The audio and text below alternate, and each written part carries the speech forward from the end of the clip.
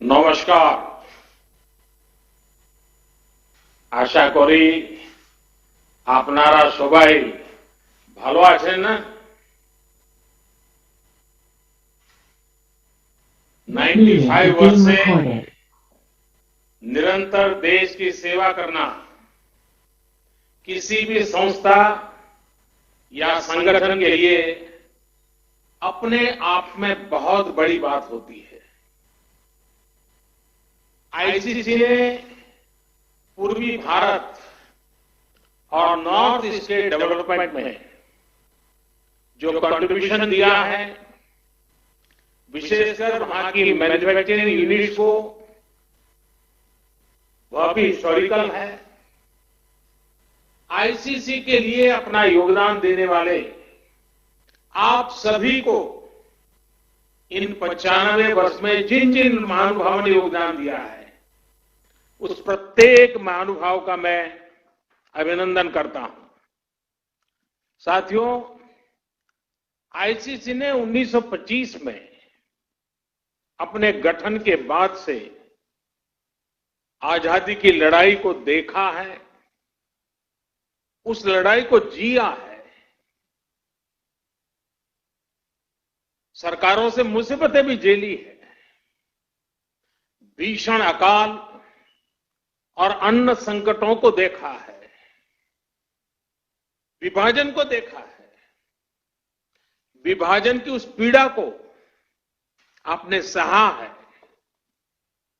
और भारत की growth trajectory का भी आप हिस्सा रहे हैं। अब इस बार की एजीएम एक ऐसे समय में हो रही है जब हमारा देश मल्टीपल चैलेंजेस को चैलेंज कर रहा है। कोरोना वायरस से पूरी दुनिया लड़ रही है, भारत भी लड़ रहा है, लेकिन अन्य तरह के संकट भी निरंतर खड़े हो रहे हैं। कहीं फ्लड की चुनौती, कहीं लॉकस्ट, जो बंगाल पे जिसको पोंगोपा कहते हैं, पोंगोपा का कहर, कहीं ओलावृष्टि, कहीं असम में ऑयल फील्ड में आग, कहीं लगातार छोटे छोटे अर्थक्वेक की खबरें। ये भी कम ही होता है कि पूर्वी और पश्चिम क्षेत्र में एक के बाद एक 2 साइक्लोन्स चुनौती बनकर के आए। ऐसे तमाम फ्रंट्स पर हम सभी एक साथ मिलकर के लड़ रहे हैं। कभी कभी समय भी हमें परखता है, समय भी हमारी कसौटी करता है, परीक्षा लेता है। कई बार अनेक कठिनाइयां, अनेक कसौटियां एक साथ आ जाती है, लेकिन हमने ये भी अनुभव किया है कि इस तरह की कसौटी में हमारा कर्तृत्व, हमारा कृतित्व उज्जवल भविष्य की गारंटी भी लेकर के आता है। किसी कसौटी से हम कैसे निपट रहे हैं, मुश्किलों से कितनी मजबूती से लड़ रहे हैं, ये आने वाले अवसरों को भी तय करता है। साथियों, हमारे यहां कहा जाता है, मन के हारे हार, मन के हारे हार, मन के जीते जीत। यानी हमारी संकल्प शक्ति, हमारी इच्छा शक्ति ही हमारा आगे का मार्ग तय करती है। जो पहले ही हार मान लेता है, उसके सामने नए अवसर दूर दूर तक नजर नहीं आते हैं। लेकिन जो जीत के लिए निरंतर प्रयास करता है, एक दूसरे का साथ देते हुए आगे बढ़ता है, उसके सामने नए अवसर भी उतने ही ज्यादा आते हैं और अवसर भी सामने चले आते हैं।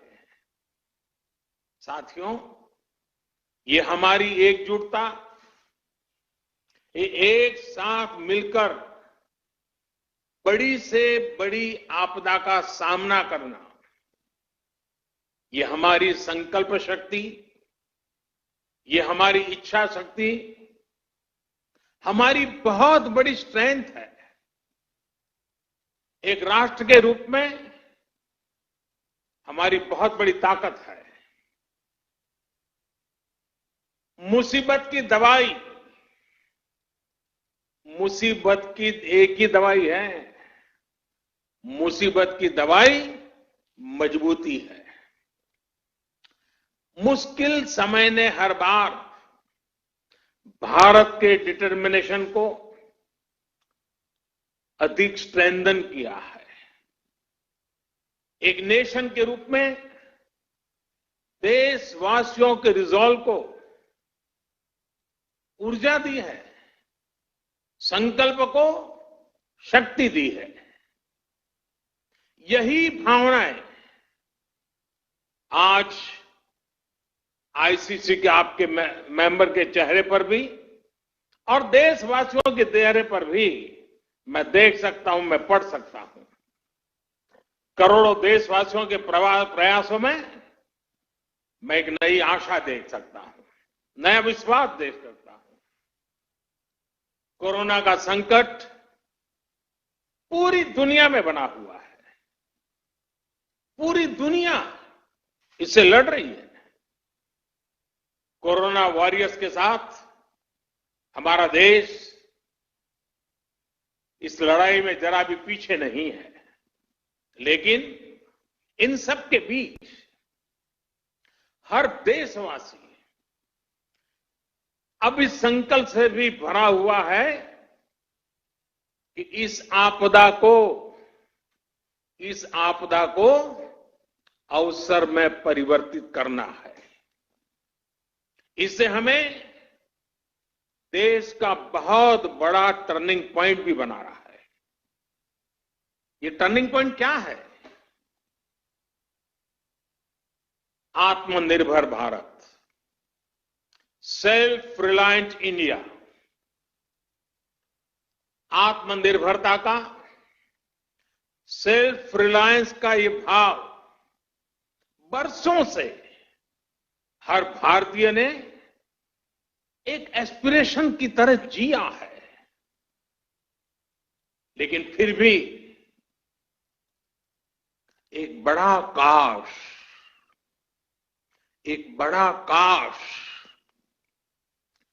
हर भारतीय के मन में रहा है, मस्तिष्क में रहा है। ये काश क्या है?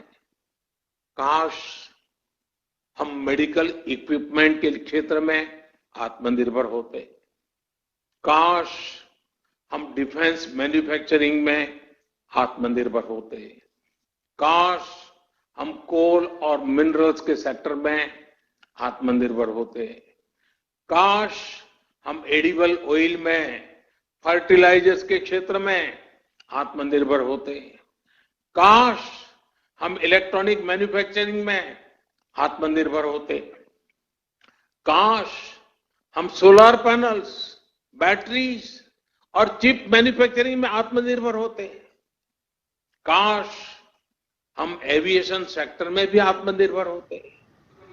ऐसे कितने सारे काश, अनगिनत काश हमेशा से हर भारतीय को झकझोरते रहे हैं।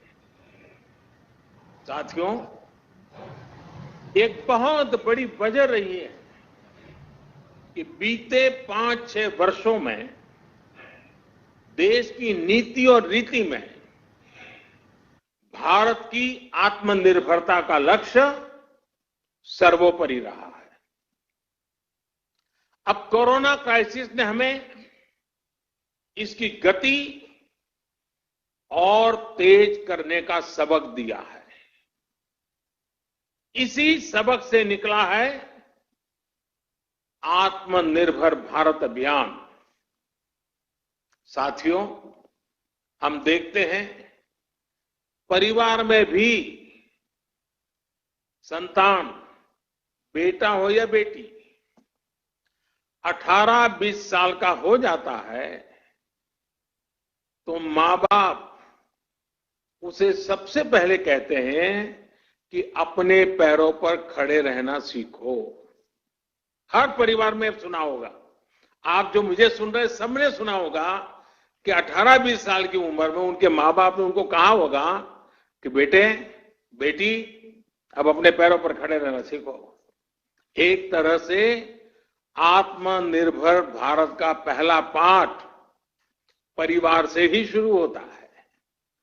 भारत को भी अपने पैरों पर ही खड़े होना होगा। साथियों, आत्मनिर्भर भारत अभियान का सीधा सा मतलब है कि भारत दूसरे देशों पर अपनी निर्भरता कम से कम करे। हर वो चीज जिसे इंपोर्ट करने के लिए देश मजबूर है, वो भारत में ही कैसे बने। भविष्य में उन्हीं प्रोडक्ट्स का भारत एक्सपोर्टर कैसे बने, इस दिशा में हमें और तेजी से काम करना है। इसके अलावा हर वो सामान जो भारत का लघु उद्यमी बनाता है, हमारे हैंडीक्राफ्ट वाले जो सामान हमारे सेल्फ हेल्प ग्रुप से जुड़े करोड़ों गरीब बनाते हैं, जो दशकों से हमारे यहां बनता आ रहा है, गलियों मोहल्लों में बिकता रहा है, उसे छोड़कर विदेश से वही सामान मंगाने की प्रवृत्ति, इस पर भी हमने आत्मसंयम बरतना है, हमें नियंत्रण करना है। हम इन छोटे छोटे व्यापार करने वाले लोगों से केवल चीज ही नहीं खरीदते, पैसे ही नहीं देते, उनके परिश्रम को पुरस्कृत करते हैं, मान सम्मान बढ़ाते हैं।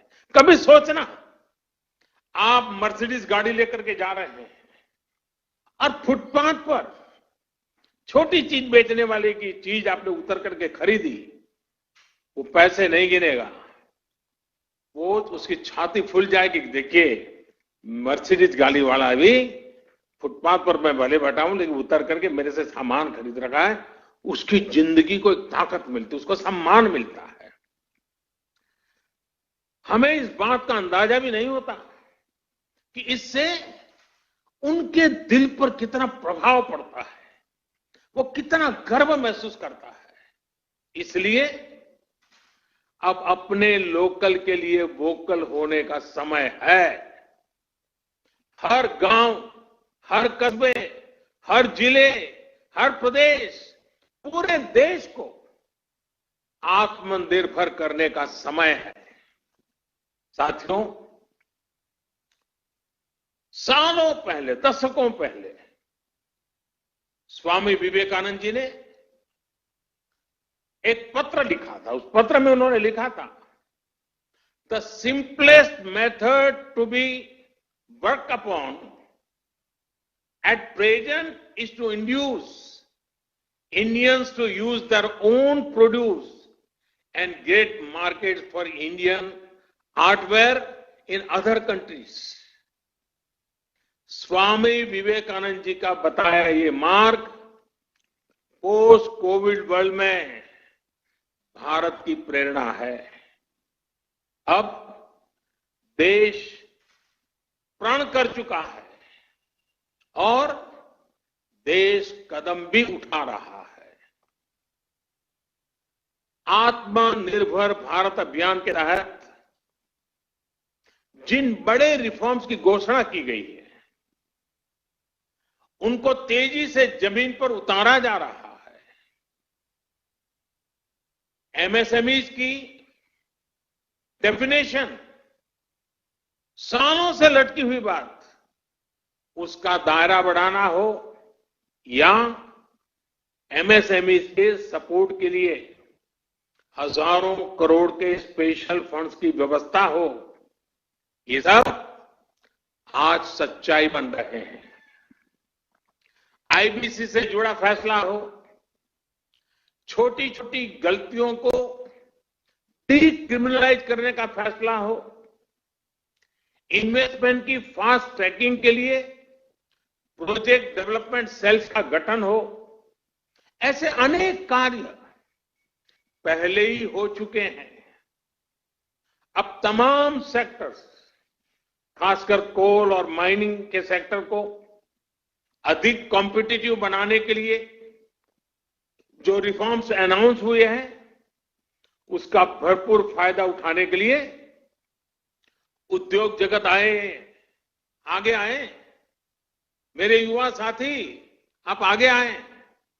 साथियों, किसानों और रूरल इकोनॉमी के लिए जो निर्णय हाल में हुए हैं, उन्होंने एग्रीकल्चर इकोनॉमी को बरसों की गुलामी से मुक्त कर दिया है। सच्ची आजादी किसानों को मिली है। अब भारत के किसानों को अपने प्रोडक्ट, अपनी उपज देश में कहीं पर भी बेचने की आजादी मिल गई है।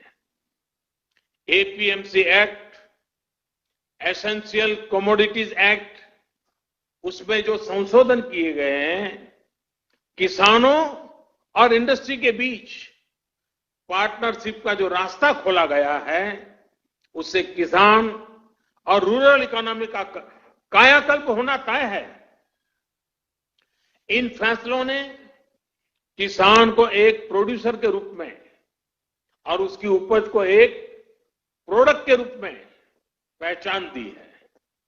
साथियों, चाहे किसानों के बैंक खातों में सीधे पैसे ट्रांसफर करना हो, चाहे एमएसपी का फैसला हो, उनकी पेंशन की योजना हो, हमारा प्रयास किसानों को सशक्त करने का है।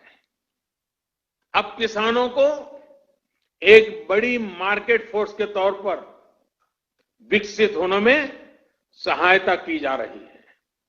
साथियों, लोकल प्रोडक्ट्स के लिए जिस क्लस्टर बेस्ड अप्रोच को भारत में बढ़ावा दिया जा रहा है, उसमें भी सभी के लिए अवसर भी मौजूद है। जिन जिलों, जिन ब्लॉक्स में जो पैदा होता है, वहीं आसपास इनसे जुड़े क्लस्टर विकसित किए जाएंगे। जैसे पश्चिम बंगाल में जूट किसानों के लिए पास में ही जूट आधारित उद्योगों को और मजबूती दी जाएगी।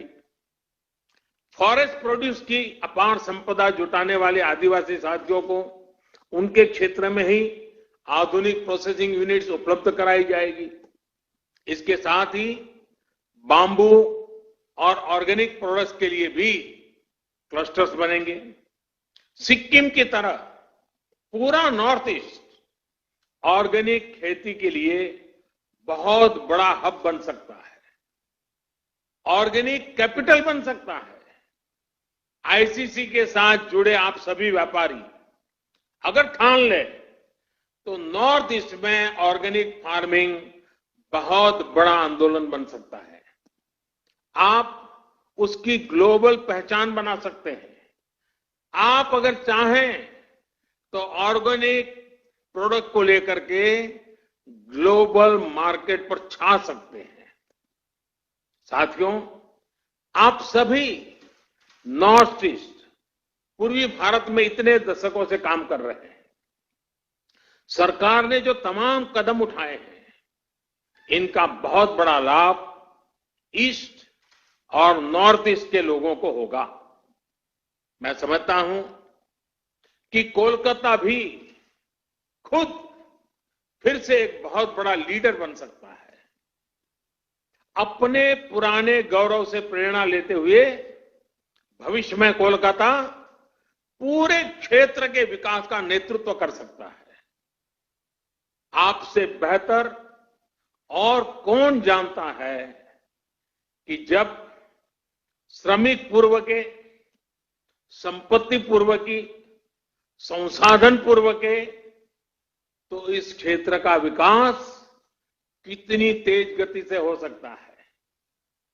साथियों, 5 साल बाद यानी वर्ष 2025 में आपकी संस्था अपने 100 वर्ष पूरे करने जा रही है। वहीं वर्ष 2022 में देश की आजादी के 75 वर्ष पूरे होने जा रहे हैं। ये आपकी संस्था के लिए, आपके प्रत्येक सदस्य के लिए, आपकी कोई भी औद्योगिक इकाई हो या व्यापारिक इकाई हो, बेहतरीन समय है एक बड़ा संकल्प लेने का। मेरा आपसे आग्रह है कि आत्मनिर्भर भारत अभियान को चरितार्थ करने के लिए आईसीसी भी अपने स्तर पर 50-100 नए लक्ष्य तय करेंगे। ये लक्ष्य संस्था के भी हो, इससे जुड़े हर उद्योग और व्यापारिक इकाई के भी हो और हर व्यक्ति के भी हो। अब जितना अपने लक्ष्य की ओर आगे बढ़ेंगे, उतना ही ये अभियान पूर्वी भारत में, नॉर्थ ईस्ट में आगे बढ़ेगा, जो देश को भी आगे ले जाएगा। साथियों, मैन्युफैक्चरिंग में बंगाल की ऐतिहासिक श्रेष्ठता को हमें पुनर्जीवित करना होगा। हम हमेशा सुनते आए हैं, what Bengal thinks today, India thinks tomorrow. हमें इससे प्रेरणा लेते हुए हम सबको मिलकर के आगे बढ़ना होगा। ये समय इंडियन इकोनॉमी को कमांड एंड कंट्रोल से निकालकर प्लग एंड प्ले की तरफ ले जाना है। ये समय कंजर्वेटिव अप्रोच का नहीं है, बल्कि आगे बढ़कर बोल्ड डिसीजंस का है, बोल्ड इन्वेस्टमेंट्स का है। ये समय भारत में एक globally competitive domestic supply chain तैयार करने का है। इसके लिए उद्योग जगत को अपनी मौजूदा सप्लाई चेन के सभी स्टेक होल्डर्स को संकट से निकालने में मदद भी करनी है और वैल्यू एडिशन में उनकी हैंड होल्डिंग भी करनी है। साथियों, आत्मनिर्भर भारत अभियान में आगे बढ़ते हुए, कोरोना काल से संघर्ष करते हुए, आज आपने इस एजीएम में जो पीपल, प्लेनेट एंड प्रॉफिट का विषय उठाया गया है, वो भी बहुत महत्वपूर्ण है। कुछ लोगों को लगता है कि ये तीनों एक दूसरे के ऑपोजिट है, विरोधाभासी है, लेकिन ऐसा नहीं है। पीपल, प्लेनेट एंड प्रॉफिट एक दूसरे से इंटरलिंक्ड है। ये तीनों एक साथ फ्लरिश कर सकते हैं, को एग्जिस्ट कर सकते हैं। मैं आपको कुछ उदाहरण देकर समझाता हूं। जैसे भारत में हमने एलईडी बल्ब का एक बहुत बड़ा अभियान चलाया। अभी एलईडी बल्ब अपने आप में एक बड़ा प्रेरक उदाहरण है। 5-6 वर्ष पहले एक एलईडी बल्ब 350 रुपये से भी ज्यादा में मिलता था। आज वही बल्ब 50 रुपये तक में मिल जाता है। आप सोचिए, कीमत कम होने से देश भर में करोड़ों करोड़ों की संख्या में एलईडी बल्ब घर घर पहुंचे हैं, स्ट्रीट लाइट्स में लग रहे हैं। ये क्वांटिटी इतनी बड़ी है कि इससे उत्पादन की लागत कम हुई है और प्रॉफिट भी बढ़ा है। इससे लाभ किसको मिला है? पीपल को, आम देशवासी को, जिसका बिजली का बिल कम हुआ है। एक मोटा मोटा अंदाज में लगा सकता हूं, आज प्रतिवर्ष एवरी ईयर देशवासियों के करीब करीब 19,000 करोड़ रुपए बिजली के बिल में एलईडी की वजह से बच रहे हैं। 19,000 करोड़ रुपए आपके जेब में बचना, ये बचत गरीब को हुई है, ये बचत देश के मध्यम वर्ग को हुई है और लगातार होने वाली है। इसका लाभ प्लैनेट को भी हुआ है। सरकारी एजेंसियों ने जितने एलईडी बल्ब कम कीमत पर बेचे हैं, अकेले उससे ही हर साल करीब करीब 4 करोड़ टन कार्बन डाइऑक्साइड का एमिशन कम हुआ है। यानी प्रॉफिट दोनों को है, दोनों के लिए विन विन सिचुएशन है। उत्पादक भी कमाता है, विक्रेता भी कमाता है और खरीदार भी कमाता है, और प्लेनेट का तो भला हुआ ही हुआ है। अगर आप सरकार की अन्य योजनाओं और फैसलों को भी देखें तो बीते 5-6 वर्षों में पीपल, प्लेनेट एंड प्रॉफिट का ये कंसेप्ट जमीन पर और मजबूत हुआ है। अब जैसे अभी आपने भी देखा है कि कैसे सरकार का बहुत ज्यादा जोर इनलैंड वाटरवेज पर है। हल्दिया से बनारस तक तो वाटरवे चालू हो चुका है। अब मैं बनारस का एमपी हूं, इसलिए मुझे आपसे जुड़ने में आनंद भी आता है। अब वो चालू भी हो चुका है। अब नॉर्थ ईस्ट में भी वाटरवेज बढ़ाया जा रहा है। इन वाटरवेज से पीपल का फायदा है, क्योंकि इससे लॉजिस्टिक्स का खर्च कम होता है। इन वाटरवेज से प्लेनेट का भी फायदा है, क्योंकि इससे ईंधन कम जलता है। और हमें यह भी नहीं भूलना चाहिए कि ये पेट्रोल डीजल के इंपोर्ट को कम करेगा, रोड पर ट्रैफिक कम करेगा, सामान सस्ते में पहुंचाएगा, सामान सस्ता मिलेगा, शॉर्टेज रूट से जल्दी पहुंचेगा। खरीदने वाले और बेचने वाले दोनों को इसमें प्रॉफिट ही प्रॉफिट है। यानी पीपल भी है, प्लेनेट भी है, प्रॉफिट भी है। साथियों, भारत में एक और अभियान अभी चल रहा है, देश को सिंगल यूज प्लास्टिक से मुक्त करने का। इसमें पीपल, प्लेनेट और प्रॉफिट तीनों ही विषय एड्रेस होते हैं। विशेषकर पश्चिम बंगाल के लिए तो ये बहुत ही फायदेमंद है। इससे आपके यहां जूट का कारोबार बढ़ने की संभावना अनेक गुना बढ़ जाती है। और मैं तो आपसे पूछूंगा, क्या आप लोगों ने इसका फायदा उठाया कि नहीं उठाया?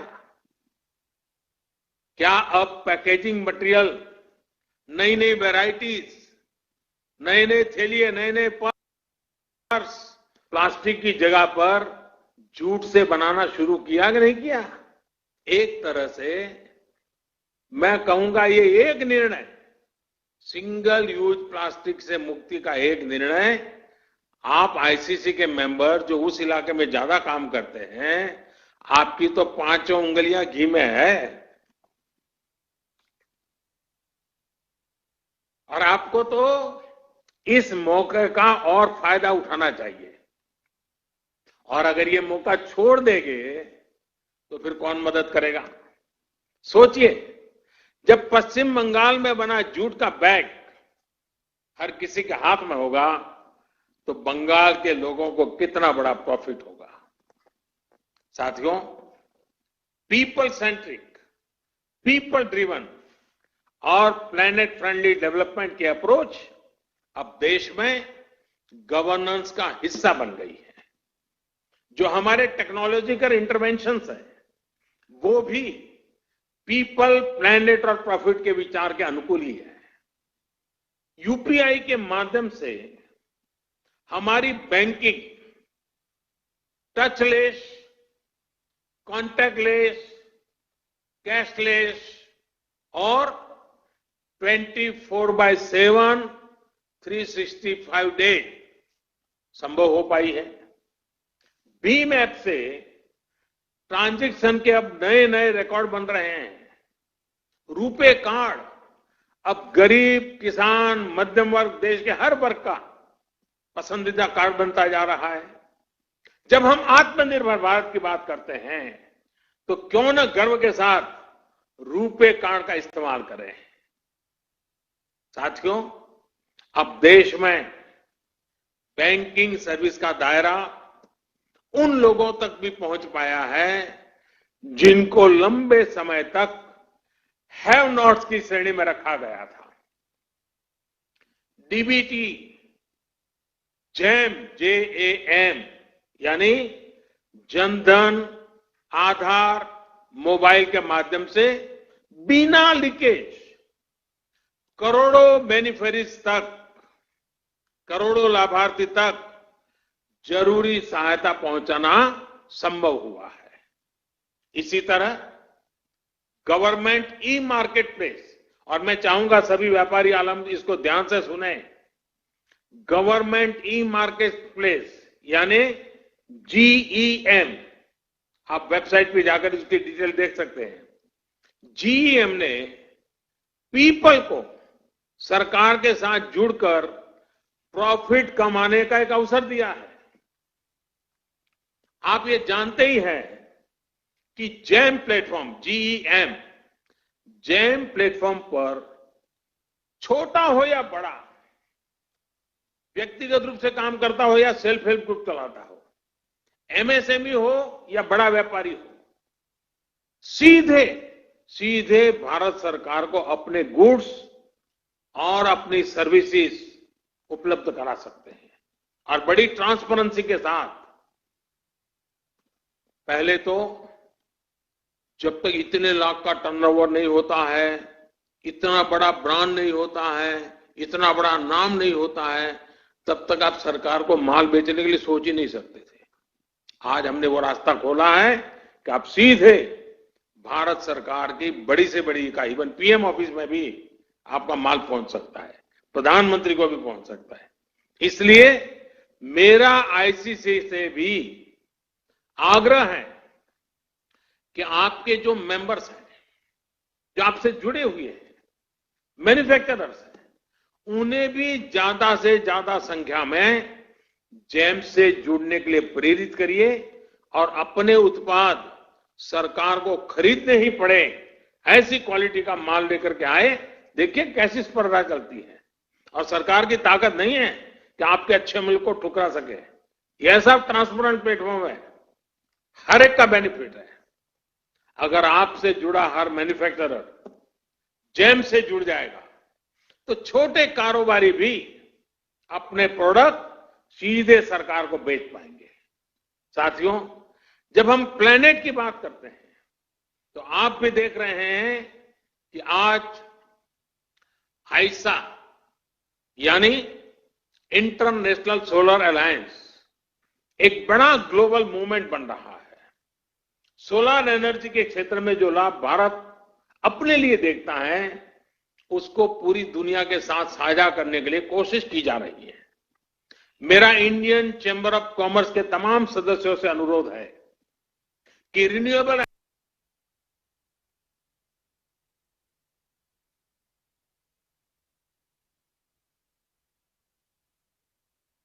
So that was Prime Minister addressing the और 95th इन्वेस्टमेंट को session विस्तार of the दें। ICC. We'll देश see में ही सोलार पैनल की मैन्युफैक्चरिंग,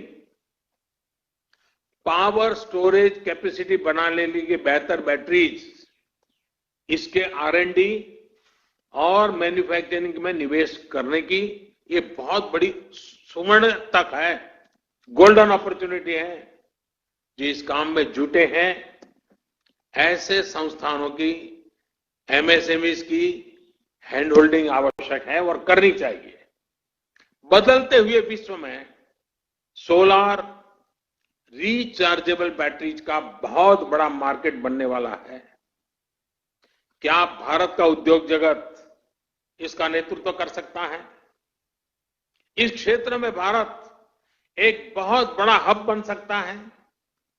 आईसीसी और उसके सदस्य 2022 जब भारत अपनी आजादी के 75 वर्ष पूरा करेगा और 2025 जब आईसीसी अपने 100 वर्ष पूरा करेगा, तो इन अवसरों से जुड़े लक्ष्यों में इस विषय पर भी अपने टारगेट तय कर सकते हैं। साथियों, ये समय अवसर को पहचानने का है, खुद को आजमाने का है और नई बुलंदियों की ओर जाने का है। ये अगर सबसे बड़ा संकट है, तो हमें इससे सबसे बड़ी सीख लेते हुए इसका पूरा लाभ भी उठाना चाहिए। मैं आपको आश्वस्त करता हूं कि सरकार इसके लिए पूरी तरह से कमिटेड है, आपके साथ है। आप बेहिचक आगे बढ़िए, नए संकल्पों के साथ, नए विश्वास के साथ आगे बढ़िए। आत्मनिर्भर भारत के मूल मंत्र में है, और ये बात बहुत महत्वपूर्ण है, आत्मनिर्भर भारत के मूल में जो मंत्र है वो है आत्मविश्वासी भारतीय। हर भारतीय आत्मविश्वासी होगा तो आत्मनिर्भर भारत की यात्रा बहुत कम समय में हम जीत लेंगे। गुरुवर टैगोर ने अपनी कविता नूतन जोगेर भोर में कहा है, चोलाए चोलाए बाजबे जोएर मेरी, चोलाए चोलाए बाजबे जोएर मेरी, पाएर बेगे ही पोत केटे जाए कोरिश्ना आर दे। यानी हर आगे बढ़ने वाले कदम पर घोषणाद होगा, दौड़ते पांव ही नया रास्ता बना देंगे। अब देरी मत करो, सोचिए ये कितना बड़ा मंत्र है, दौड़ते पांव ही नया रास्ता बना देंगे। जब इतनी बड़ी प्रेरणा हमारे सामने है तो रुकने का सवाल ही पैदा नहीं होता। मुझे पूरा विश्वास है कि जब आप अपनी स्थापना के 100 वर्ष का समारोह मनाएंगे, जब देश अपनी स्वतंत्रता के 75 वर्ष का पर्व मनाएगा, तो आत्मनिर्भर भारत के मार्ग पर हमारा देश मजबूती के साथ काफी आगे बढ़ चुका होगा और आपके साथ सहयोग से बढ़ चुका होगा। 130 करोड़ देशवासियों की संकल्प शक्ति से बड़ा होगा। 130 करोड़ देशवासियों के हर कदम में आत्मनिर्भरता का मिजाज होगा। एक बार फिर आप सबको बहुत बहुत शुभकामनाएं देता हूं और मैं यही प्रार्थना करूंगा, स्वस्थ रहिए, सुरक्षित रहिए। बहुत बहुत आभार। भालो थाकबेन।